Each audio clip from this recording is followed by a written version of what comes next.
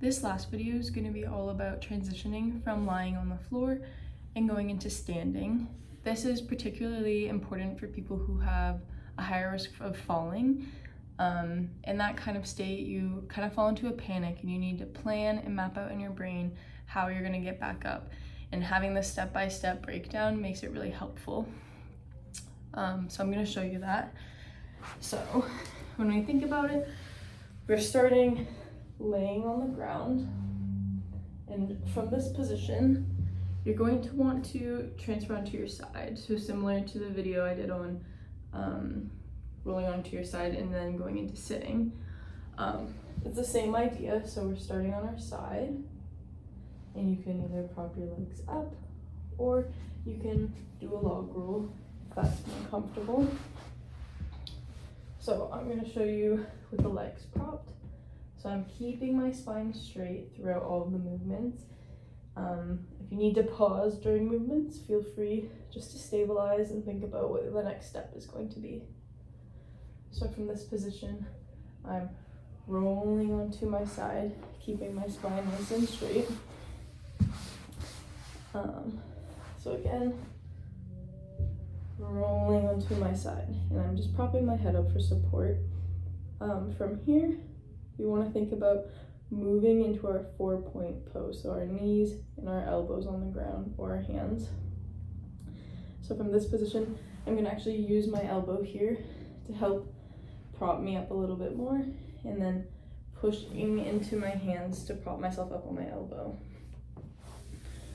So again, using my hands to help me prop myself up into a sort of side plank.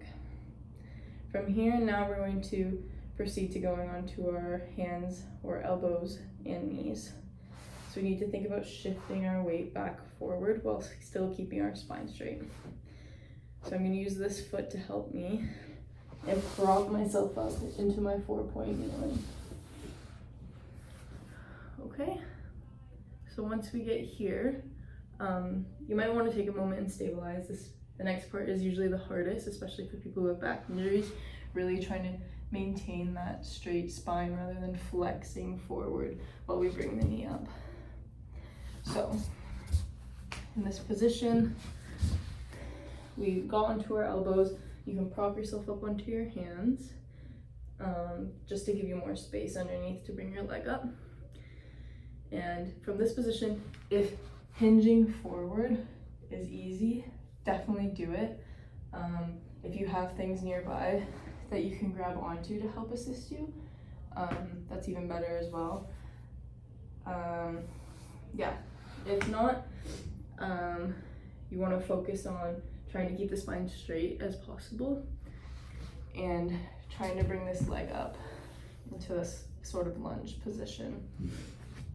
So in doing this, we're going to try to hinge up a bit more. If you still need hand support, feel free to use it. It's a bit harder to keep the spine straight with the hand support just because you have such limited space for your knee underneath here. So if I'm keeping the spine straight, I want to hinge up as far as possible, even using my fingertips, and bring that knee under. Notice how my spine stayed straight during that, so I wasn't flexing into it. I was bringing my knee up.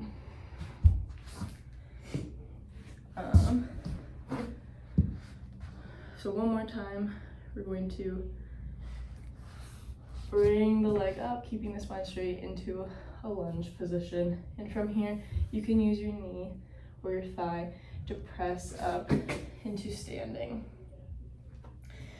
If it's hard to put all of that weight on the one thigh, use something nearby if possible to help support your weight. And that's how we're going to safely transition from lying to standing.